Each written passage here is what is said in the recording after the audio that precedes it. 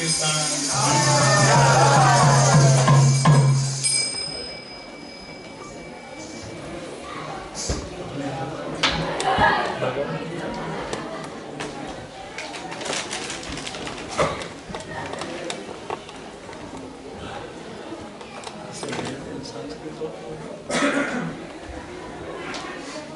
Namo Bhagavate Vasudevaya. Om Namo Bhagavate Vasudevaya. Om Namo Bhagavate Vasudevaya.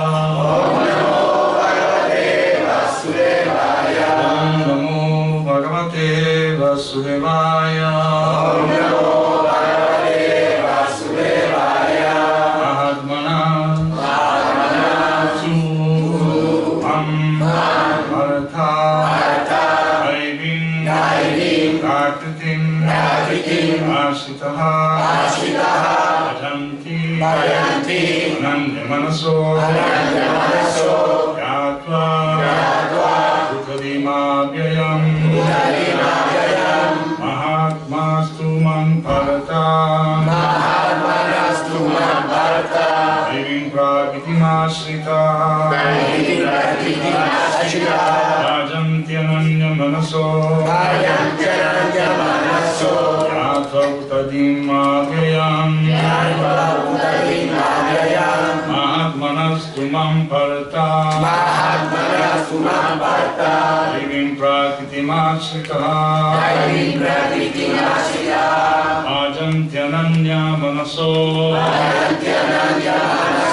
Yatva Utadimabhyayam Mahatmanastu Mamparta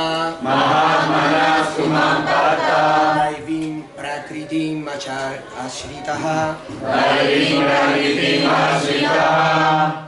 Bhajanti Ananya Manaso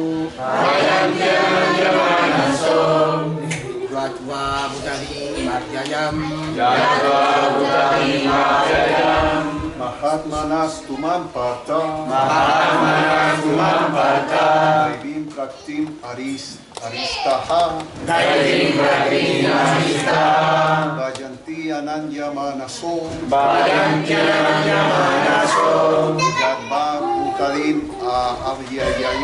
Yatva Utadim Abhyayam Mahatmanastu Mamparta Daivim Prakritim Ashrita Bhajanti Ananya Manaso Yatva Utadimabhyayam Las damas.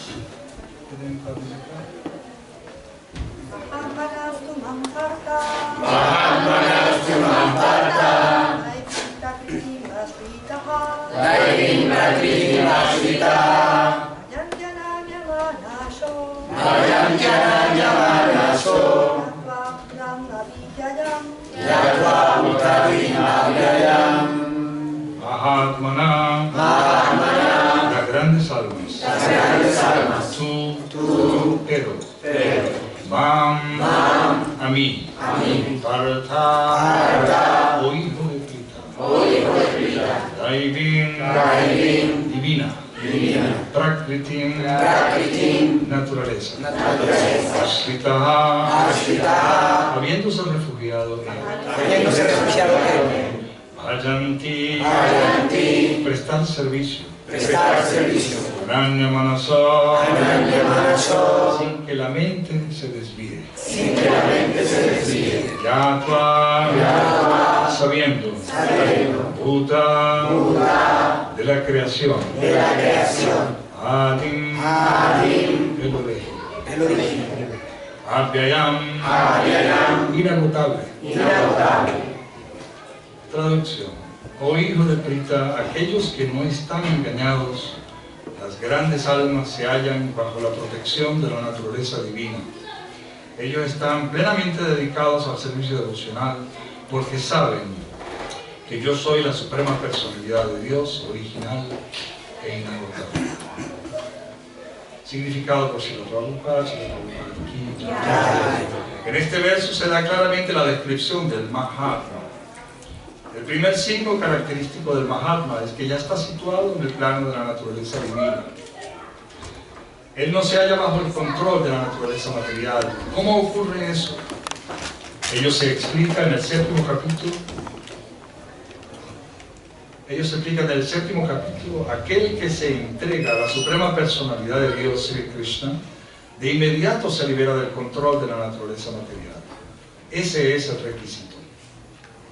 Uno podrá liberarse del control de la naturaleza material en cuanto entregue su alma a la suprema personalidad de Dios. Esa es la fórmula preliminar.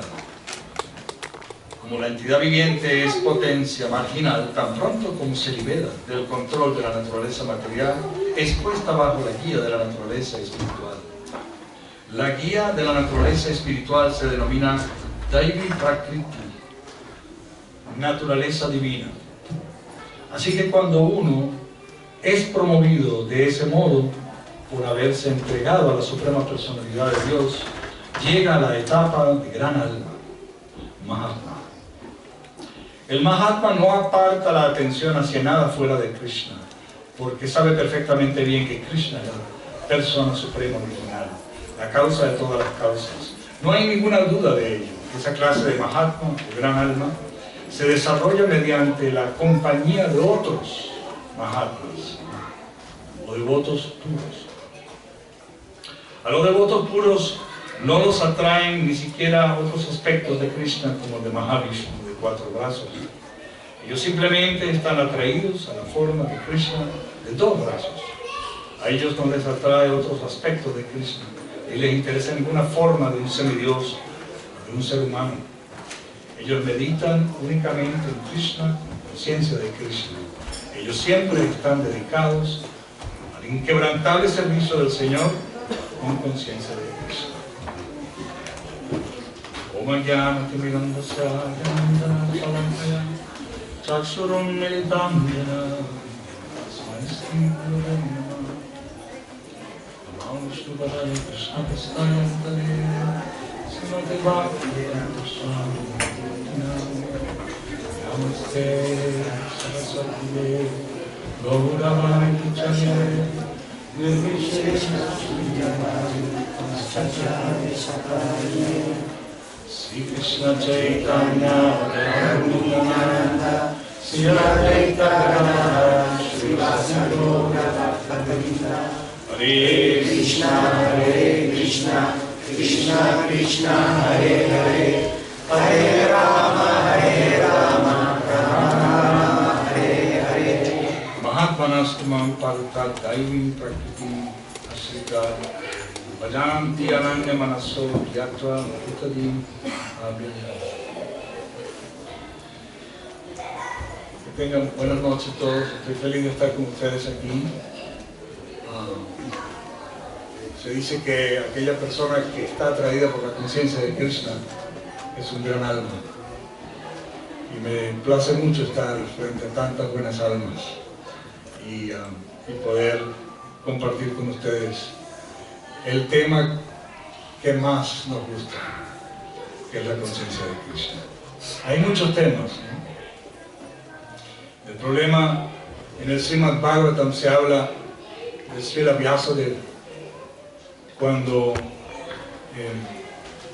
a pesar de haber compuesto todo el Vedanta, todo lo relacionado con la vida misma en los 3 sistemas planetarios, y más allá de estos mundos materiales, inclusive todas las ciencias habidas y por haber las había escrito, él todavía sentía una insatisfacción muy particular. Y su maestro espiritual Narada Muni le dijo: el único problema es que todavía no has descrito las glorias trascendentales del Señor Sri Krishna, que es la fuente de todo lo que existe.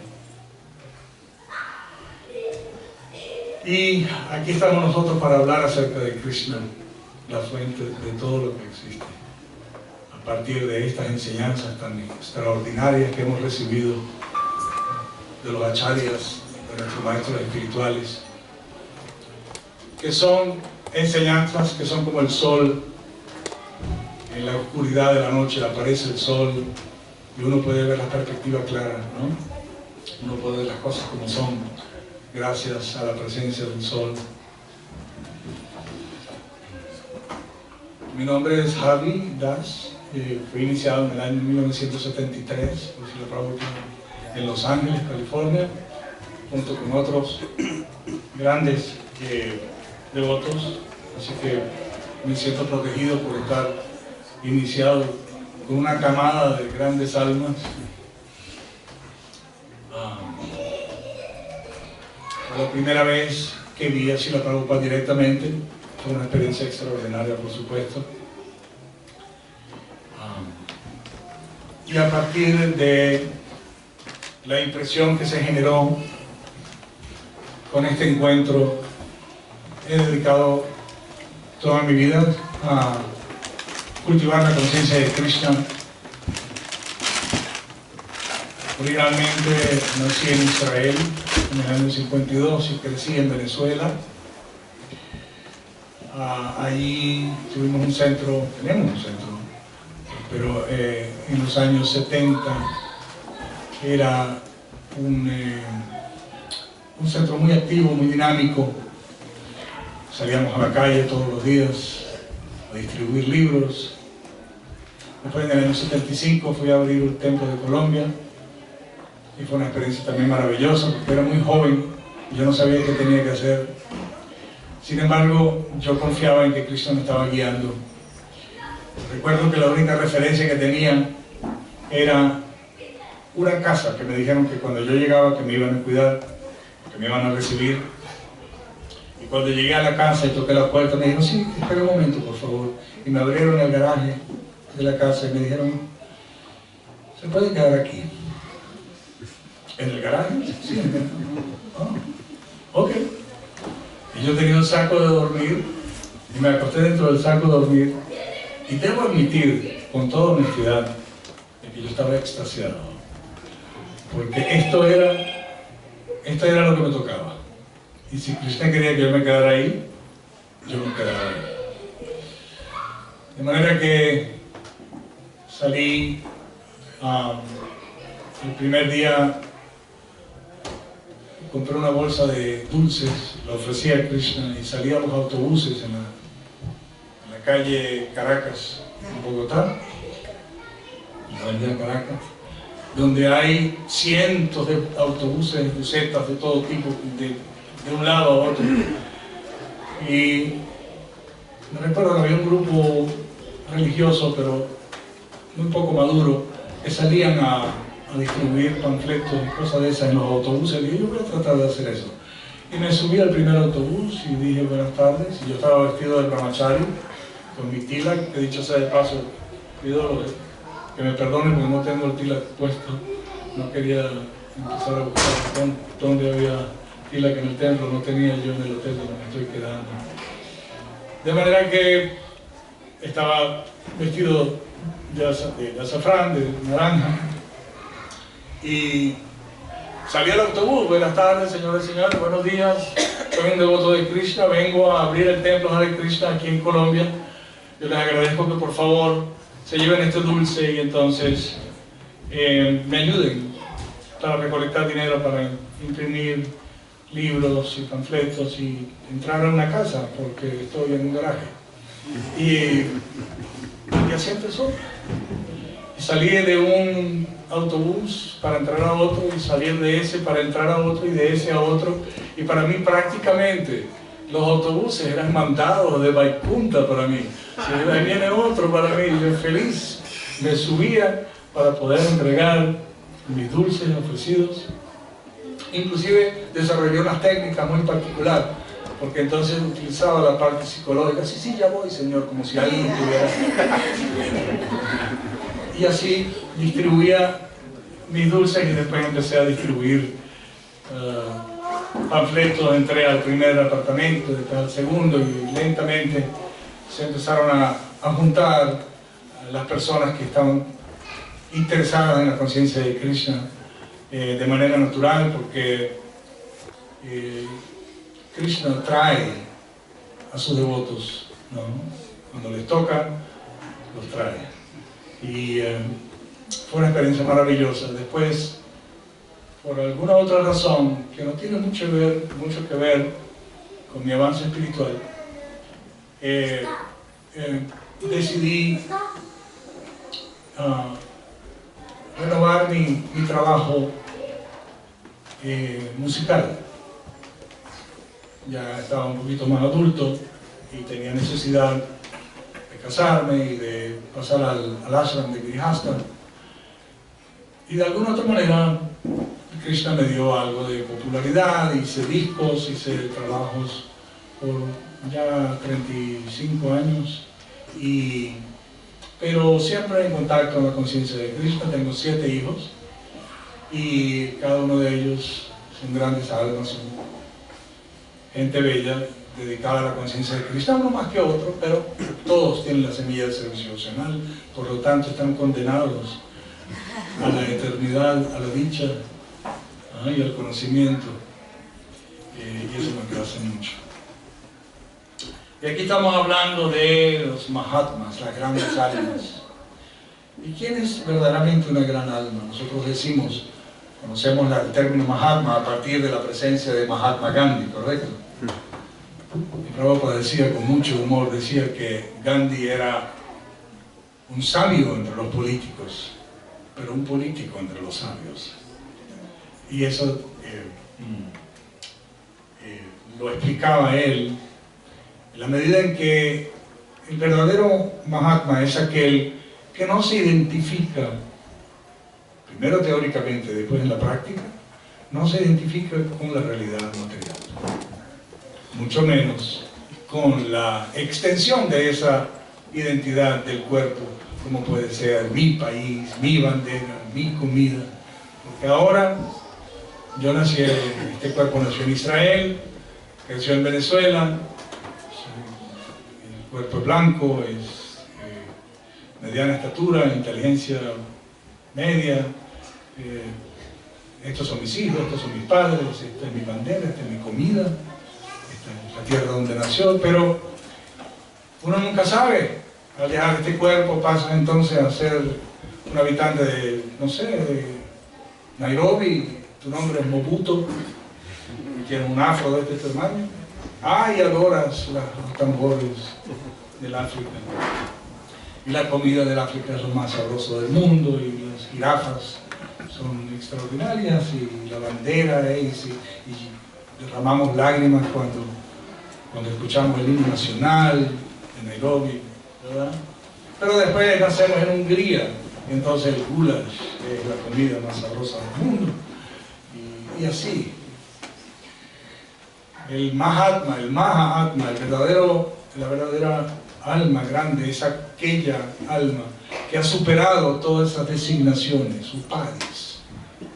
Apenas entramos dentro del vientre de nuestra madre, entramos en una incertidumbre asombrosa, y al salir no tenemos la menor idea de dónde estamos, y el temor nos atrapa. No sabemos qué está sucediendo, hasta que eventualmente la madre da cariño, da leche, le escucha la voz, el niño se va acostumbrando a ese olor, a ese sabor, a ese sonido, y entonces dice, sí, aquí estoy protegido, ¿no? Hasta que eventualmente descubre el mundo alrededor de él. La primera etapa se llama Annamaya. Todo lo reconoce a partir de la lengua, ¿verdad? Los bebés todo lo meten a la boca, así es como identifican las cosas. Después viene Manomaya, que es la parte mental, donde desarrolla cierta percepción de su entorno, hasta que se le vuelve familiar. Y a partir de ahí empieza a condicionarse al medio ambiente. Esta es mi familia, esta es mi mamá, esta es mi calle, esta es mi cultura. Estos son los carros, mira un árbol. Y este es el idioma. A mí siempre me sorprendió cuando era niño, yo decía, increíble que en China todo el mundo habla chino. Pero claro que en China todo habla chino. ¿Es verdad que? ¿Por qué? O sea, ¿cómo es posible? Porque están en China, pequeño. ¿No? ¿Cómo es posible que nosotros hemos asumido estos cuerpos para crecer condicionados al medio ambiente? Y si ese medio ambiente resulta ser de baja calaña o de estado de conciencia inferior, todo aquello resulta para nosotros normal, así como es normal comer carne, como es normal fumar o tomar, es normal. De hecho, el raro es aquel que en serio no comen carne, ¿no? Y hacen juego y dicen que eres comenabo, eres... Y por donde yo llego cada vez que tú eres vegetariano, tenemos una ensalada. Sí, porque, ¿verdad? Porque creen que uno es un conejo, no es un ser humano.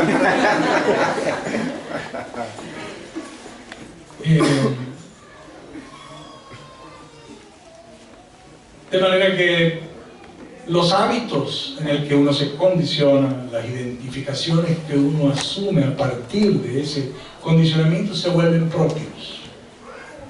¿Correcto? Y a partir de ahí también suceden cosas extraordinarias, como por ejemplo que el niño le crecen los dientes. Él no tiene que hacer nada para que le crezcan los dientes, le crecen los dientes. Está forzado a esa situación. Pero además está forzado a aprender a hablar, forzado a aprender a comunicarse para expresar su dolor, su placer, sus deseos. Luego tiene que adaptarse al medio ambiente y se encuentra con niños de su propia edad y se encuentra que hay otro tipo de manera de hablar, otro tipo, y empieza en cierto modo la lucha por la existencia, el colegio, la imposición de aquello que no sé, no entiendo o no me gusta, sin embargo hay que hacerlo. Hasta que las reglas del juego se entienden mejor y uno se vuelve experto en vivir en este mundo material. Pero la experiencia en este mundo material no es garantía de ser una gran alma. Gran alma es aquella que inquiere, que pregunta primero. Estoy caminando en un planeta y no tengo la menor idea de dónde salió el planeta y de dónde salí yo. Y aquí estoy forzado por las leyes de la naturaleza a comer, a dormir, a evacuar. Di que no quieres, tienes que ir. No, hoy no voy a respirar. ¿En serio? Uno ni siquiera está consciente de que respira. Uno es respirado. El cuerpo respira por sí solo. ¿Y cómo hace uno con las vitaminas y los minerales, la proteína? Uno sencillamente agarra la comida y la mete dentro del estómago, y el estómago es una fábrica que distribuye perfectamente todo lo que tiene que distribuir. Esto va para acá, esto va para allá y lo otro va para el otro lado. ¿Verdad? Y uno no hace nada. Sin embargo, yo soy una persona muy inteligente, soy una persona muy rica, soy una persona muy hermosa, y este mundo está hecho solamente para mi disfrute. Esas son características de aquella persona que no es un Mahatma. Mahatma es aquella persona que tiene la fortuna de preguntar, de inquirir, y a partir de esas preguntas hacer un estudio comparativo. Por eso nosotros no le decimos a la gente que acepte ciegamente nada, que estudie el tema, que se interese por el tema, para luego sacar conclusiones. Y una vez adentrada en la conciencia de Krishna, cuando alguien canta Hare Krishna y escucha las glorias de Sri Krishna, y uno entiende que uno viene solamente de paso a este mundo, y que existe un mundo trascendental, si tiene un poco de sensibilidad, se tiene que atraer. Es imposible decir sí, pero no gracias. Es muy difícil, a menos que sea muy insensible y esté cubierto gruesamente, cosa que no es muy raro. La gente cuando escucha la conciencia de Krishna dice: oye, qué bueno, yo creo en todas las religiones y respeto todas las religiones, yo soy un libre pensador, yo tengo mis propias convicciones, pero yo soy una persona civilizada, yo respeto la opinión ajena, también espero que respeten mi opinión. Y nosotros realmente respetamos la opinión ajena, pero les deseamos bien. Queremos que entiendan lo que nosotros hemos heredado. Que no necesariamente tienen que cortarse el pelo y vivir en un templo, pero porque se trata de un cambio de conciencia, no un cambio de traje, ni tampoco volverse hindúes. Lo que estamos proponiendo es que pregunten la existencia y su propia identidad, y de esa manera elevar la conciencia a estados superiores para entender verdaderamente qué es el mundo espiritual. El mundo espiritual en el Venu Gita, que está hermosamente escrito, que es un capítulo del Srimad Bhagavatam, está hermosamente escrito de manera narrativa por Shivaram Swami. Y yo me enamoré del libro y financié la traducción de ese libro para que se estuviera en español. El primer capítulo sencillamente me atrapó. El mundo espiritual existe como la forma real. La forma irreal es la de este mundo. Cuando tienes un árbol, el árbol es la forma real, la sombra del árbol es la forma irreal. La sombra aparece o desaparece de acuerdo a la posición del sol. ¿Correcto? Pero el árbol siempre está ahí. El mundo espiritual siempre está ahí. Y este mundo material pasa de una cosa a la otra porque la materia es cambiante. Aparece y desaparece. Pasando por 4 eras particulares. Satya Yuga, Treta Yuga, Dwapara Yuga y Kali Yuga. Yuga son eras. Son 4 eras. Que es la que define nacimiento, enfermedad, vejez, muerte. Este cuerpo pasa por Satya Yuga. Fuertes, preciosos, rojitos, chiquiticos, todos dinámicos, ¿no? Pero eventualmente hay que pasar por la enfermedad, la vejez y la muerte. Todo lo que es creado pasa por esas etapas. Este universo fue creado. Y cuando fue creado, tiene que pasar por esas 4 etapas. Pero lo curioso es que nosotros hacemos planes para vivir aquí como que si nunca nos vamos. Nos vamos a quedar aquí, vamos a hacer en esta única vida que existe el mejor plan posible para nuestro confort, ¿no? Para nuestra dicha, nuestra felicidad. Dicha y felicidad que jamás llega. Así como nunca llegará la justicia, nunca llegará la igualdad. No llega, no puede llegar, porque no está diseñado para eso. Y aun cuando se hagan todos los grandes esfuerzos para lograr paz, justicia, libertad, igualdad, no se va a lograr. Y si se logra por un momento. ¿Y por qué? Porque todo nace, crece, envejece, se enferma, se muere. Inclusive la libertad dentro de este mundo, la igualdad dentro de este mundo. Son conceptos que atribuidos a la materia es una pérdida inútil de tiempo. Y prueba de ello son las grandes civilizaciones que se presentaron en este mundo. ¿Dónde están los griegos, los romanos? ¿Y para dónde va Estados Unidos? En el mundo espiritual, que es la forma real, en el Venu Gita, Shivaram Swami nos da una perspectiva, una especie de ventana al mundo espiritual. Cuando se levanta el sol, sí, hay sol en el mundo espiritual. Sale el sol y en ese momento la descripción es maravillosa porque la cantidad asombrosa de pájaros empiezan a cantar. Y después hay una especie de lente que te lleva a partir de la descripción al lugar donde están bañando a Krishna.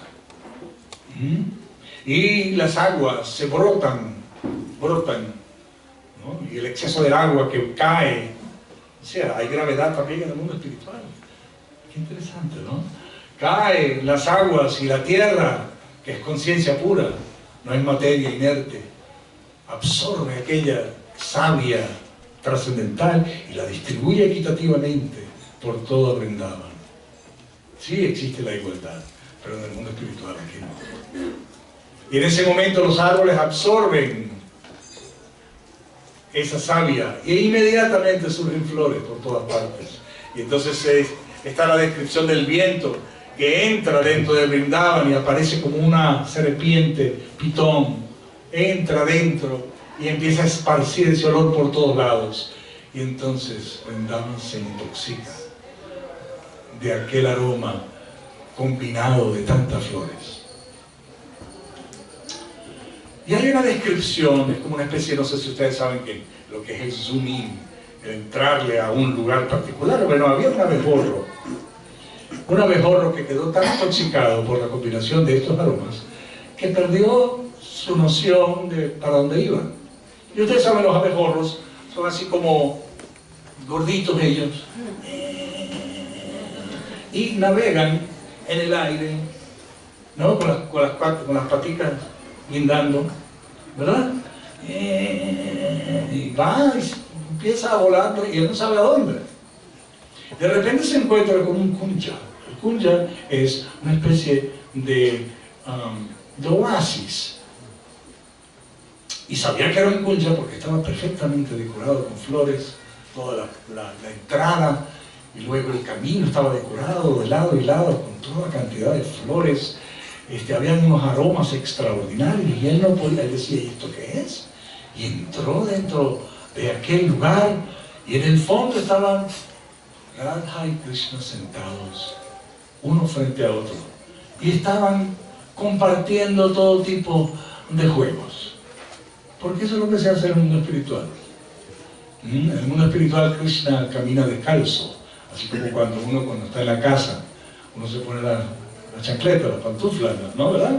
Entonces, claro, cuando se va al trabajo, él se pone la corbata y todo aquello. Bueno, Krishna cuando tiene la forma de Narayan con 4 brazos es porque ese es su traje de trabajo. Pero cuando está en su casa, él se viste muy sencillo, un pedazo de tela, descalzo, rodeado de vacas, terneros, sus amigos, sus amigas. Sí, nosotros tenemos amigos y amigas porque existe en el mundo espiritual amigos y amigas. No existe nada aquí que no exista en su forma original, irreal, entre paréntesis, tangible, porque nosotros decimos que quien tiene los pies en la tierra realmente es un hombre o una persona que no anda con pajaritos preñados, ¿verdad? Que no anda inventando. Ese sí sabe, porque tiene los pies sobre la tierra. Eso es hasta que ese pie envejezca y desaparezca y se funda con la tierra. Pero en el mundo espiritual no. Y ahí estaba Radha y Krishna. Y el abejorro decía, no puede ser que yo tenga esta exclusividad con la pareja magnánima. Y entonces se acercó, y mientras estaba acercándose, él decía, ¿a dónde voy? ¿Me voy frente a Radha? ¿Me voy frente a Krishna? Entonces él dijo, voy a ir frente a Radharani. Y se acercó frente a Radharani. Y Radharani, cuando escuchó el ruido, ella reaccionó porque es muy delicada ella, y ella no estaba esperando ese sonido. No el ruido, el sonido. Pero en ese momento se despertó, a ver, era Subal, no. Me está fallando la memoria. No.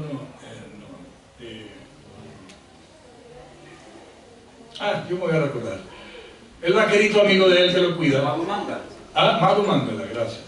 Madhu Mangal se despierta, que le estaba acostado ahí porque estaba extraordinariamente intoxicada por una cantidad enorme de mango que se había comido. Y estaba descansando. Y entonces, cuando él se enteró, cuando él vio que Radharani estaba reaccionando ante su situación, se paró con una vara que tenía de bambú y empezó, ¡hey! ¡Afuera! ¿Qué está? Y él, en la descripción, el abejorro lo que hizo fue bailar entre un azote y otro, ¿no? Y tenemos que asumir que Madhumangala tuvo que reírse ante esa situación, a pesar de mostrarse bravo, porque estaba invadiendo el espacio de Radharani. Finalmente decidió irse porque él vio que él estaba complicando las cosas. Y se devolvió por el mismo camino. Pero estaba extasiado, no puede ser.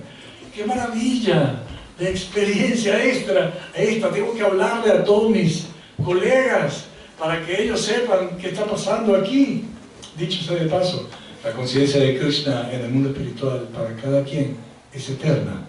Nunca se pierde la conciencia de Krishna.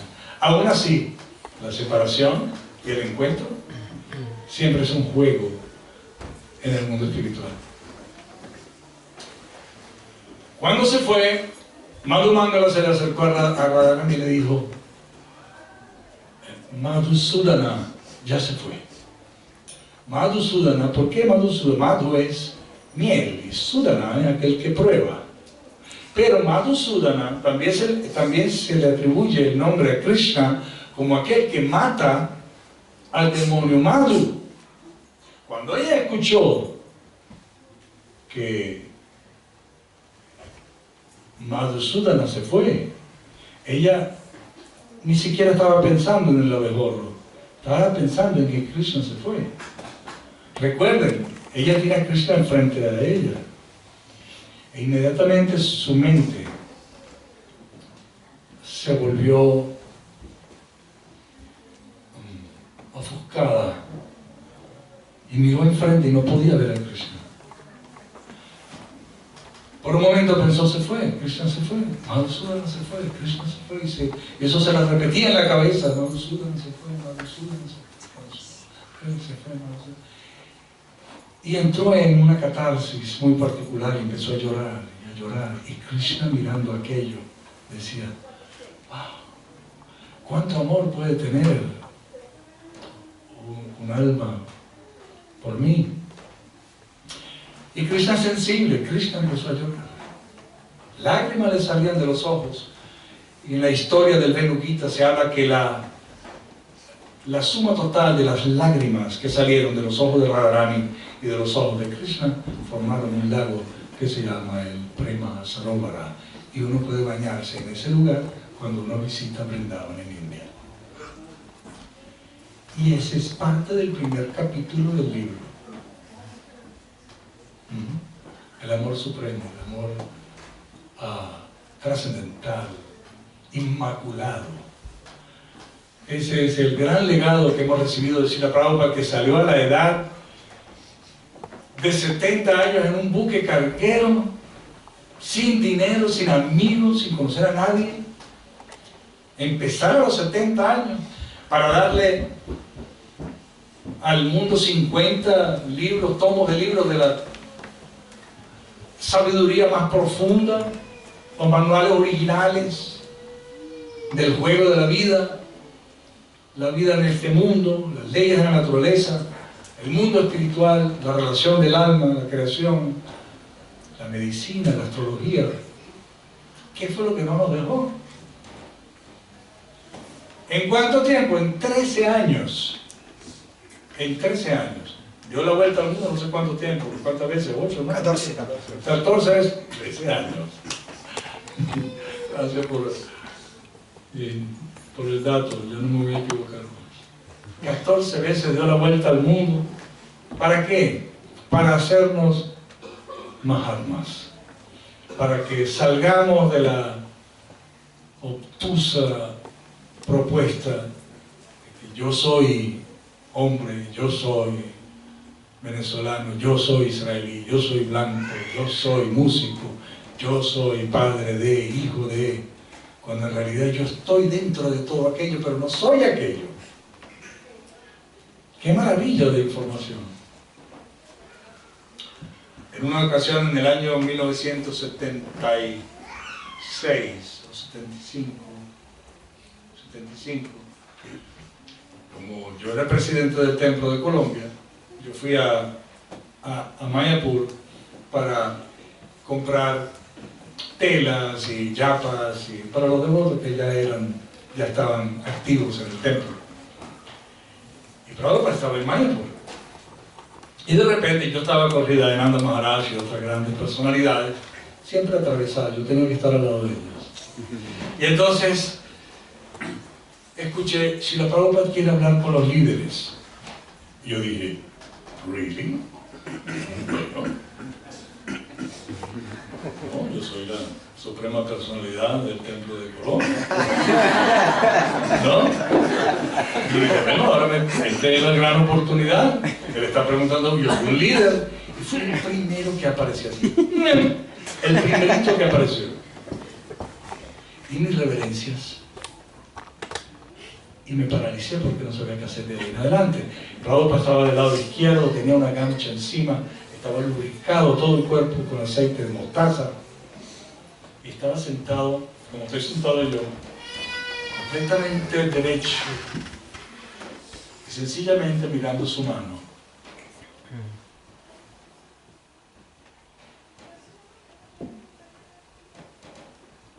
Y levantaba la cabeza, la movía lentamente. Y yo dije, ¿qué hago?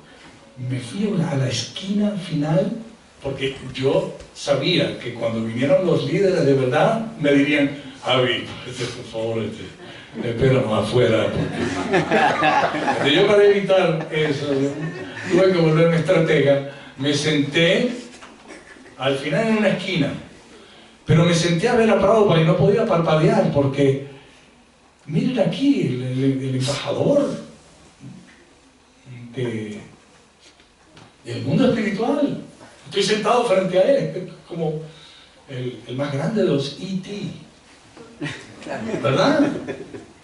Aquí incluso la cara de Prabhupada era muy particular, y la voz de él era muy particular, era crudo todo, era real.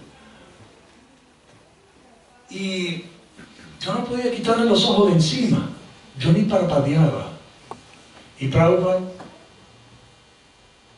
mirando su mano. Él estaba ahí y yo estaba aquí. Yo no dije ni una sílaba. Y él sabía que yo estaba ahí. Pero si bien él estaba ahí, él no estaba ahí. Porque donde está la conciencia es donde estás. ¿Dónde está tu cuerpo? Por eso se llama esta Sociedad Internacional para la Conciencia de Krishna. Y tú puedes estar en cualquier lugar del planeta y en cualquier condición de vida, pero si internamente estás pensando en Krishna y Krishna está en tu vida, tú no estás en este mundo. Y yo pude observar a mi maestro espiritual mostrando esto en la práctica. Miraba, pero además que era tan lento los movimientos que yo no podía creerlo. Levantaba la cabeza, volvía hacia la izquierda. A mí me pareció que yo estaba ahí por lo menos 6 horas. En realidad, el tiempo y el espacio se paralizaron. Y en eso entraron los verdaderos líderes. Y se sentaron frente a él. Y habíamos 25, 30 personas sentados todos frente a él, haciendo exactamente lo que estaba haciendo yo. Mirando. Mirando. Y Prabhupada moviendo la mano.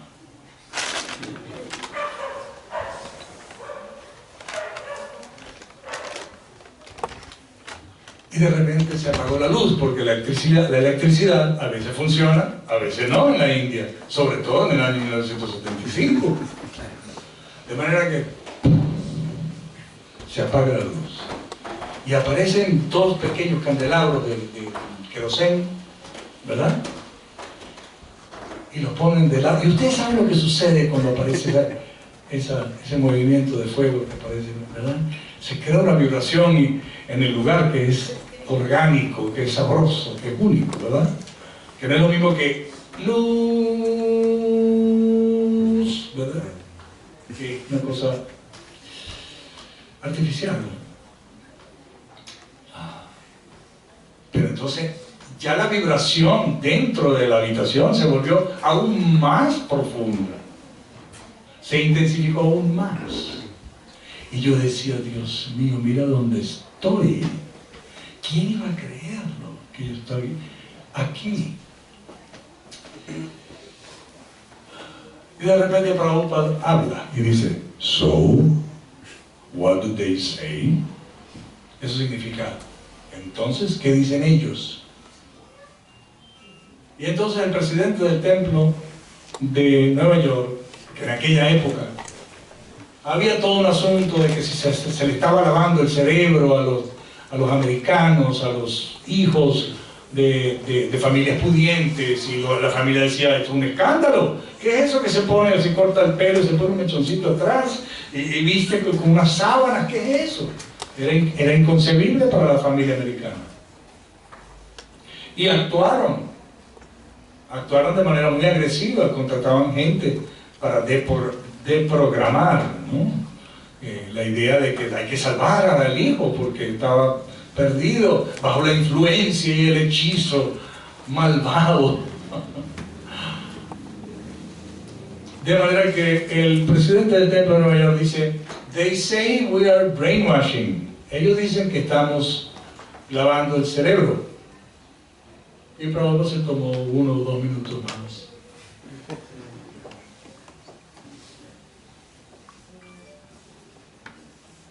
Y dice, nosotros, we are not brainwashing, we are brain giving. Nosotros no estamos lavando cerebro, estamos dando cerebro. We're not brainwashing, we're brain giving. Y por supuesto, en ese momento de humor se rompió un poquito la solemnidad, aquella cosa, y se volvió más personal. Y en eso entró un devoto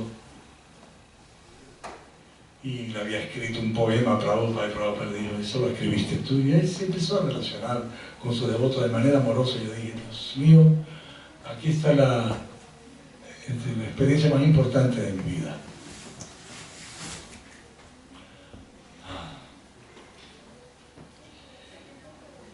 Prabhupada vino a elevar el estado de la conciencia individual y colectiva del planeta, y eso no es tan fácil, pero se hace muchísimo más fácil a partir de la propuesta del santo nombre de Krishna. El mantra Hare Krishna, Krishna Krishna, Hare Hare, Hare Rama, Rama Rama, Hare Hare. Tiene la capacidad de elevar el estado de la conciencia individual y colectiva, porque no hay diferencia entre Krishna y su nombre, y al cantar el Hare Krishna, el servir al santo nombre a partir de la lengua, ya uno está ofreciendo algo a todo, ¿no? Primero había que, ¿no? ¿Cómo es? Jivado, ¿no? A partir del servicio con la lengua, sea cantar Hare Krishna o comer prasadam, ya uno comienza el proceso de la conciencia de Krishna. En Venezuela vino una señora exitosa desde el punto de vista del entendimiento metafísico de la vida, etc. Ella era una poetisa, una escritora también. Y ella vino a tutearse con Srila Prabhupada, su pana, ¿no? Su colega. Y Prabhupada nunca se mostró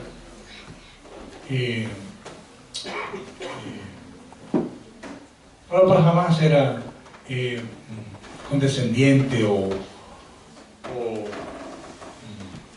nunca tenía intención de hacer sentir mal a nadie. Pero la señora empezó a retarlo. Bueno, yo no creo que eso sea así, decía ella.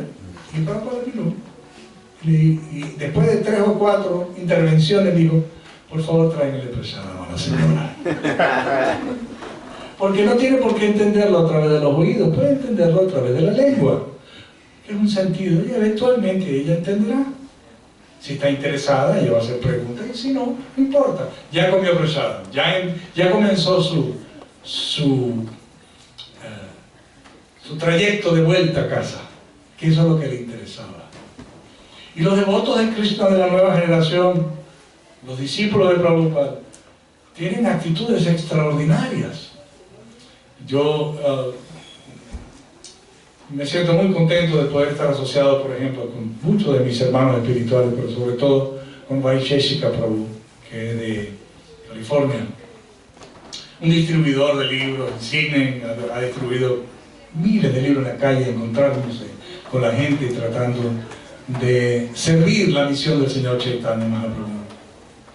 Y me contó una vez, para dar un ejemplo de cómo se puede ocupar la vida en el servicio devocional sin que la gente se entere. Había un muchacho donde él se acercó y le ofreció un libro y quedó gratamente impresionado con Vaisheshika, pero no tenía dinero. Y le dijo, no tengo dinero, me dice, y le dice Vaisheshika, ¿nada? ¿No tienes nada? ¿Ni un centavo? Dice, no. ¿Qué tienes en el bolsillo? Tengo un yisquero. A verlo. Y le agarró el yisquero. Aquí tienes el libro. Y te vas y solamente el yisquero. Déjame el yisquero. Y ese yisquero fue testigo de una cantidad enorme de inciensos que se prendieron y se ofrecieron a la ciudad. Y así beneficia a este señor sin que se dé cuenta. ¿Ah? Esta clase de gente es la que ha entrenado Srila Prabhupada, verdaderos Mahatmas. El verso es una gloria, Mahatmanas Tuman Partan Deivim Prakritim Aseta, porque están protegidos por la capa del Deivim, de la naturaleza divina. Existe una naturaleza divina y existe una naturaleza demoníaca. En el momento en que le damos la espalda a Krishna, inevitablemente tenemos que encontrarnos con la espalda de Krishna. Y la espalda de Krishna puede volverse muy negra, aparte de que él es negrito, puede volverse muchísimo más negra. Darle la espalda a Krishna no es un buen negocio. Pero las grandes almas están protegidas por la energía divina. Y esa es la que nos interesa a nosotros. Nos interesa asociarnos con gente que le dé valor a este tipo de entendimiento. ¿Hay alguien que quiera hacer alguna reflexión? ¿Alguien que quiera hacer alguna pregunta?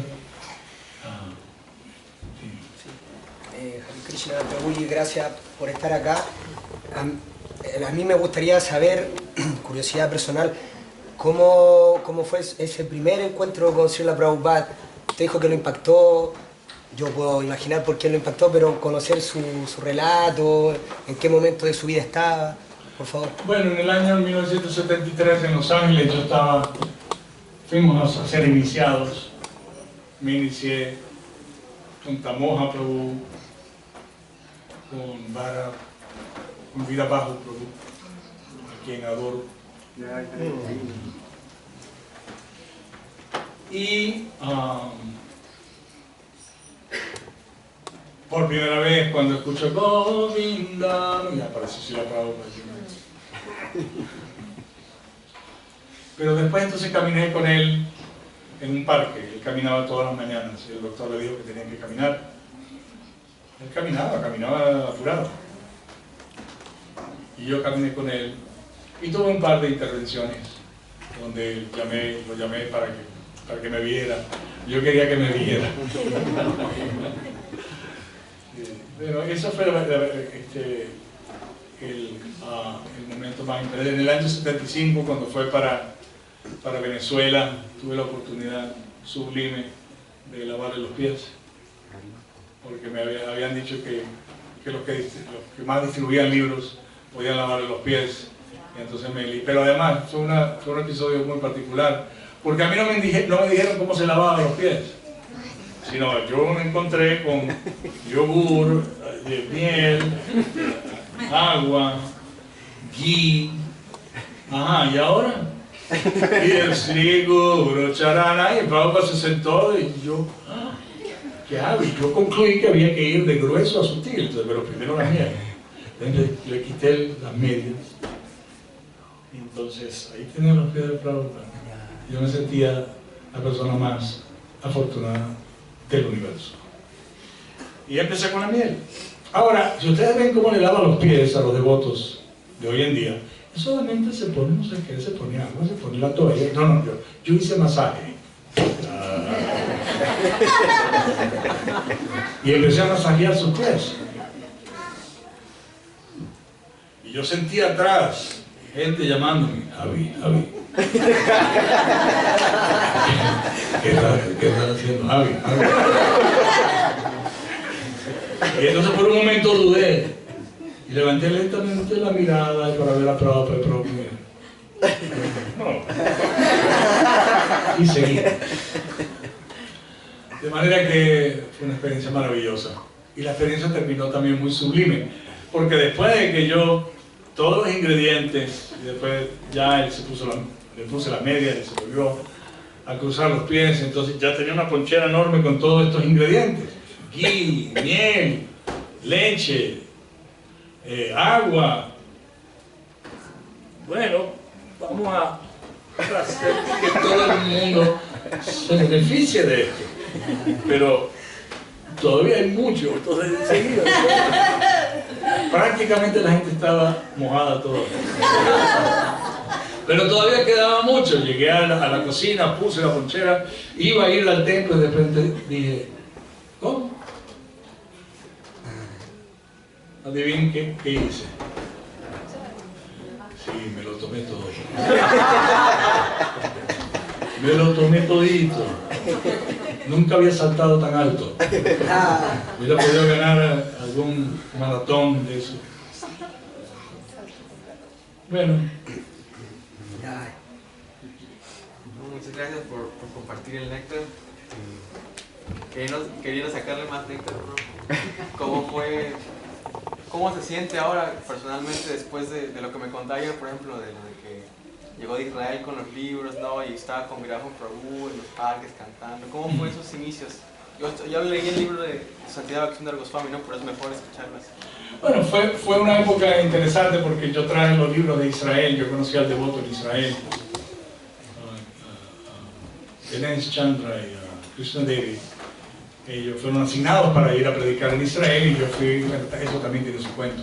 Pero en cualquier caso, cuando llegué a Venezuela tuve la oportunidad de coincidimos Virabajo Prabhu y varios otros amigos.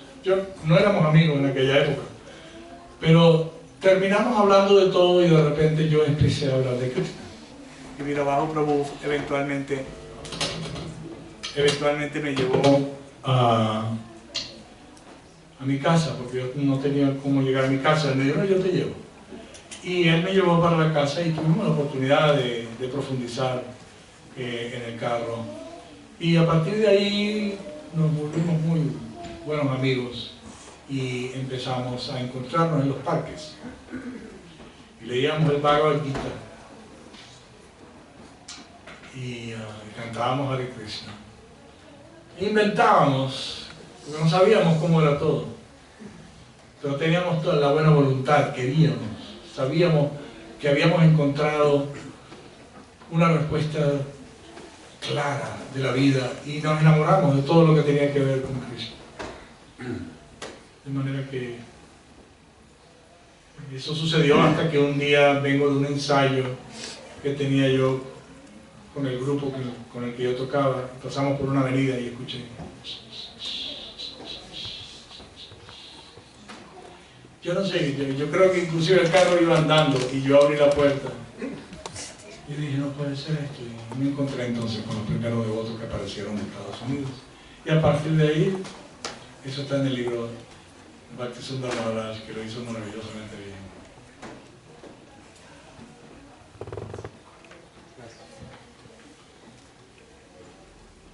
Bueno, feliz de... Yo fui un muy admirador de Ilan Chester, fui a muchos recitales tuyos y me hacía falta conocer al Javi Das. No al Ilan Chester terrenal, sino al del mundo espiritual, y súper agradecido de tus palabras. Muchas gracias, te agradezco mucho. Bueno, queridos, gracias por permitirme compartir con ustedes. Espero verlos pronto una vez más, ¿está bien? Sí. Gracias.